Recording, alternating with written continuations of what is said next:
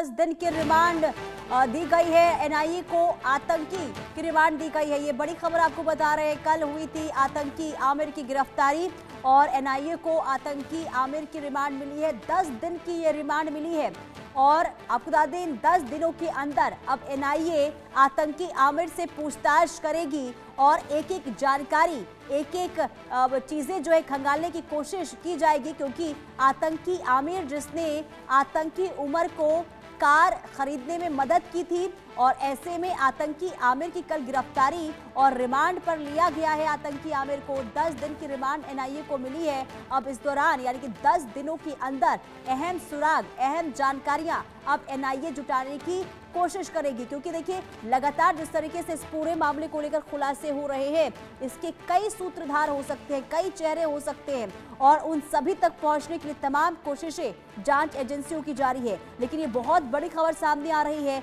NIA को आतंकी आमिर की रिमांड मिली है, 10 दिन की रिमांड दी गई है और ये 10 दिन काफी अहम है, क्योंकि इन 10 दिनों के भीतर पूछताछ होगी आतंकी आमिर से कि आखिर कैसे इन तमाम चीजों की प्लानिंग हुई, आखिर आतंकी उमर को कैसे मदद पहुंचाई गई, क्योंकि I-20 कार जिसका इस्तेमाल दिल्ली ब्लास्ट में हुआ, आखिर वो कैसे आमिर तक उसका कनेक्शन बना, कैसे आमिर को उसने कार दी और क्या ये जो कार खरीदी गई थी ये सिर्फ ब्लास्ट के मकसद से ही खरीदी गई थी। तमाम ऐसे सवाल हैं जो अभी पूछताछ के बाद सामने आ पाएंगे। तो अहम किरदार, अहम कड़ी आतंकी आमिर साबित हो सकता है।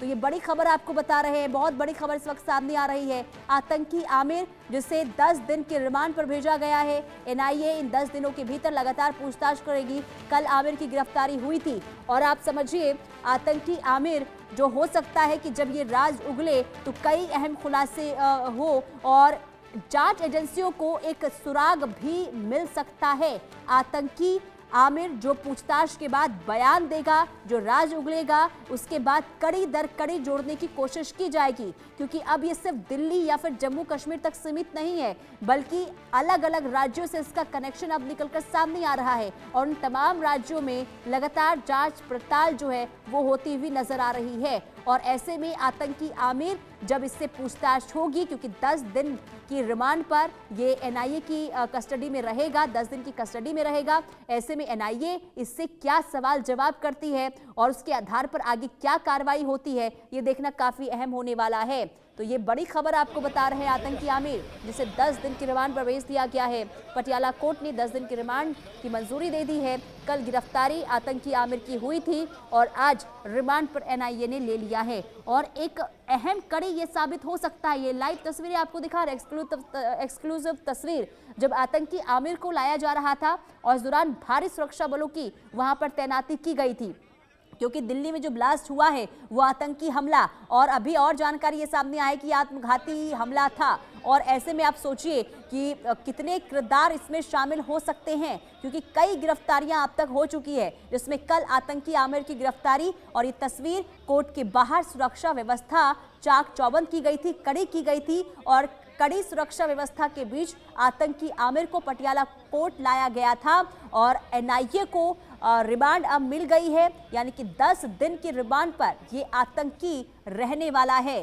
कल इसकी गिरफ्तारी हुई थी, जो लगातार जांच पड़ताल हो रही है, जिसमें नाम आतंकी आमिर का सामने आया था और इसके बाद कल इसकी गिरफ्तारी होती है और इसे कोर्ट में आज पेश किया जाता है। ये तस्वीर भी आपको दिखा रहे हैं, भारी सुरक्षा बलों की यहां पर तैनाती की गई और इसी बीच आतंकी आमिर को कोर्ट लाया गया और इसके बाद कोर्ट से बाहर भी अब ले जाया गया है। एनआईए की कस्टडी में ये रहेगा। अब इससे 10 दिनों के भीतर एक एक सवाल पूछे जाएंगे और एक एक सवाल के जवाब के जरिए अब खंगालने की कोशिश सुरक्षा बल और जो एनआईए की टीम है वो करेगी कि आखिर और कितने लोग इसमें शामिल हैं और कहां-कहां तक और तार जुड़े हुए हैं, क्योंकि अभी तक जो जांच में सामने आई है जानकारी, उसके मुताबिक इनकी योजना यानी कि इन आतंकियों की योजना थी 6 दिसंबर को एक बड़ा हमला करने की और ऐसे में आखिर कितने लोग इसमें शामिल हैं, क्योंकि देखिए अब जैसे जैसे ये जांच दिनों दिन बढ़ती हुई नजर आ रही है, हर दिन गिरफ्तारियां हो रही है, कई लोगों को हिरासत में लेकर पूछताछ भी की गई और उन्हीं पूछताछ के जरिए एक एक कड़ी इस वक्त जुड़ती हुई नजर आ रही है, जिसके आधार पर गिरफ्तारियां भी हो रही है। अब आतंकी आमिर, जिसने आतंकी उमर को मदद की थी, i20 कार खरीदने में जो मदद की गई थी, उसमें आतंकी आमिर का हाथ था और ऐसे में इससे पूछताछ भी अब की जाएगी कि आखिर कैसे ये आतंकी उमर के संपर्क में आया और कब से दोनों के बीच बातचीत होती थी। संभव हमारे साथ तमाम जानकारी के साथ जुड़ चुके हैं। संभव, बताइए क्या जानकारी है आपके पास? जी बिल्कुल, अभी अभी दिल्ली की एनआईए कोर्ट ने, जो कि पटियाला हाउस कोर्ट में थी, और वो उसने 10 दिन की एनआईए कस्टडी दी है एनआईए को, और नेशनल इन्वेस्टिगेशन एजेंसी जो इस मामले की जांच कर रही है, वो आमिर को अपनी कस्टडी में लेकर पटियाला हाउस कोर्ट से बाहर निकल चुकी है। मैं अभी पटियाला हाउस कोर्ट में ही हूँ।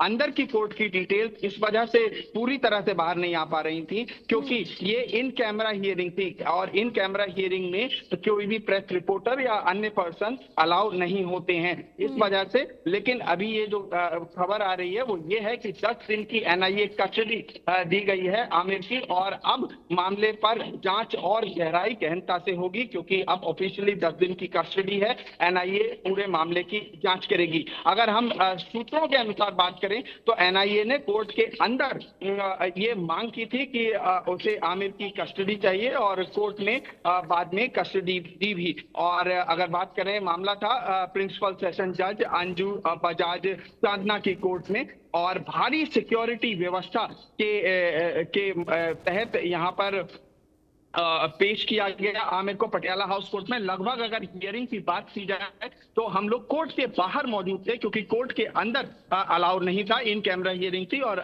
बाहर की बात करें तो यहाँ पर लगभग 40 से 45 मिनट आमिर कोर्ट के अंदर था, और तमाम स्वाभाविक पूछताछ की गई होगी, क्योंकि आमतौर पर और हियरिंग्स में जब हम रहते हैं तो ये जज सवाल पूछते हैं इन्वेस्टिगेटिंग एजेंसी से कि आपने क्यों अरेस्ट किया है, कहाँ से अरेस्ट किया है, किस वजह से अरेस्ट किया है, और कितने दिन की आपको रिमांड चाहिए। तमाम सवाल यहाँ भी पूछे गए होंगे। लेकिन चूंकि कोर्ट के अंदर, कोर्ट रूम के अंदर जहां पर ये हियरिंग चल रही थी, उसमें मौजूदगी नहीं थी इन कैमरा हियरिंग की वजह से, तो बहुत डिटेल्स अभी नहीं बताई जा सकती ऑफिशियली। लेकिन मैं पटियाला हाउस कोर्ट में ही मौजूद हूँ, और अभी अभी आमिर को कोर्ट से एनआईए बाहर लेके गई है। मेरे पीछे आप देख सकते हैं, अभी भी भारी सिक्योरिटी व्यवस्था कोर्ट के बाहर, परिसर के बाहर दिख रही है। ये पटियाला हाउस कोर्ट दिल्ली है, जहां से मैं अभी रिपोर्ट कर रहा हूँ। ठीक है, संभव, बहुत शुक्रिया तमाम जानकारी देने के लिए। और इसी बीच आगे बढ़ते हैं, बड़ी खबर